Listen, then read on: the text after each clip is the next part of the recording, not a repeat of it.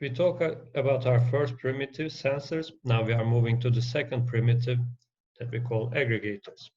An aggregator is a software implementation based on mathematical function that transforms groups of raw data into intermediate aggregated data. Raw data can come from any source. Aggregators help in managing big data. Basic properties, assumptions, recommendations, and general statements about aggregators include: aggregators may be virtual due to the benefits of changing the implementations quickly and increased malleability. A situation may exist where aggregators are physically manufactured, for example, a field programmable gate array or hard-coded aggregator that is not programmable. Aggregators may also act in a similar way as M-version voters. Aggregators require computing horsepower. However, this assumption can be relaxed by changing the definition and assumption of virtual to physical, for example, firmware, microcontroller, or microprocessor. For example, aggregators could execute on faster hardware such as smartphones. Aggregators have two actors for consolidating large volumes of data into lesser amounts: clusters and weights. So we will be talking about these two actors in a few minutes. Aggregators process big data concerns within nodes, and to satisfy this role, computational performance enhancing technologies will be needed. This is the only primitive with actors. Sensors may communicate directly with other sensors and thus act in some situations quite similar to aggregators. So it depends on the capability of sensors. But again, if they communicate with each other, security becomes a concern here too. They have to communicate in an encrypted way. They also have to authenticate themselves, so you will be talking to the genuine sensors. Intermediate aggregated data may suffer from some level of information loss. Proper care in the aggregation process should be given to significant digits, rounding, averaging, and other arithmetic operations to avoid unnecessary loss of precision. But this is always valid for any engineering task, actually. For each cluster, there should be an aggregator or set of potential aggregators. Aggregators are executed at a specific time and for a fixed time interval, or they can be event-driven. It depends actually on your choice and your network of things. Aggregators may be acquired off the shelf. Note that aggregators may be non-existent and will need to be homegrown. And this is most of the time the case, actually. This may create a problem for huge volumes of data within a node. Some nodes may not have an aggregator. For example, a single light sensor will send a signal directly to a smart light bulb to turn it off or on. Security is a concern for aggregators, malware or general defects, and for the sensitivity of their aggregated data. Further, aggregators could be attacked, for example, by denying them the ability to operate, execute, or by feeding them bogus data.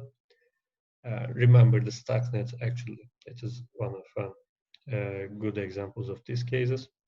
Reliability is a concern for aggregators, so general defects should be considered here. So let's move on to the actors that we have in this primitive. So let's start with sensor cluster.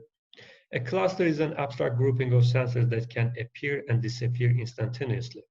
Basic properties, assumptions, recommendations, and general statements about clusters include: clusters are abstractions of a set of sensors along with the data they output. Clusters may be created in an ad hoc manner or organized according to fixed rules.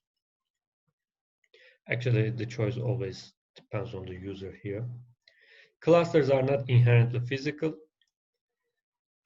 For example, let's denote them as CI, these clusters. CI is essentially a cluster of the sensor data from N sensors, from D1 to Dn.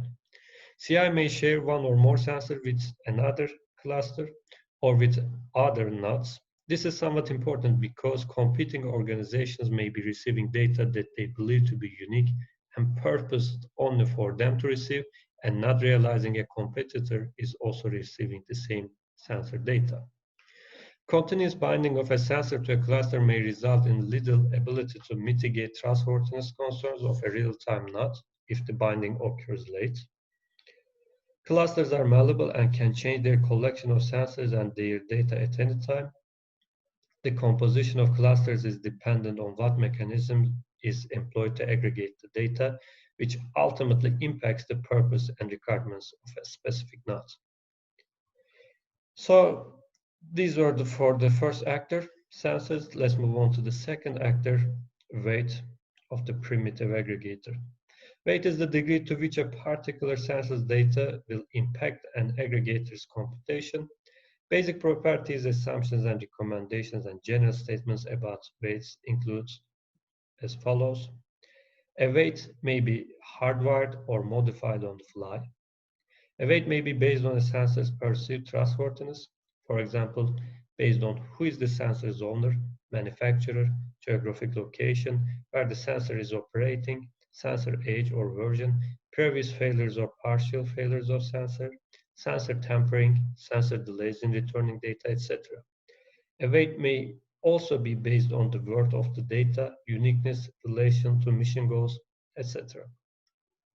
So it is somewhat hard to decide the weight.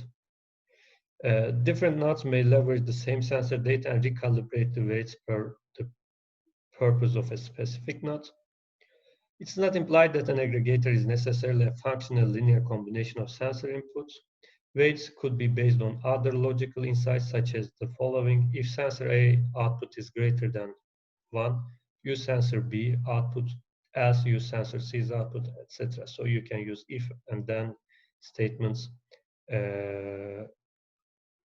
in these cases. Aggregators may employ artificial intelligence techniques to modify their clusters and weights on the fly. And this is also important because some sensors will fail, so the weight should depend on, consider this, and there should be some measures to be taken in order to calculate the new weight. Weights will affect the degree of information loss during the creation of intermediate data. Redundant sensors may increase a sensor's weight if a grouping of redundant sensor data is in agreement and produces the same result.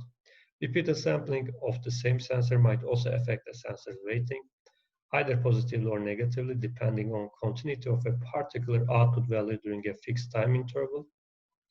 Security concerns for weights is related to possible tampering of the weights. The appropriateness or correctness of the weights is crucial for the purpose of a node.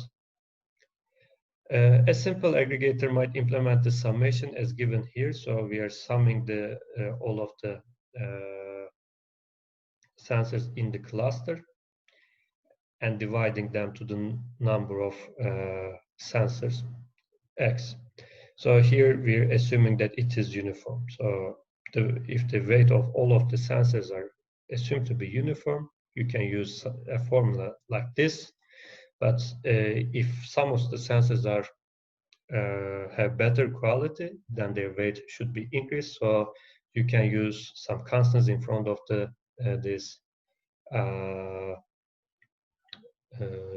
sensor, let's say. So you might give more importance to these sensors. So the weight calculation in that case should change. So how the weight is calculated completely depends on the network of things, on the sensors, quality of the sensors, and the data they produce, and so on. So weight is an important thing to consider when you're designing your network of things.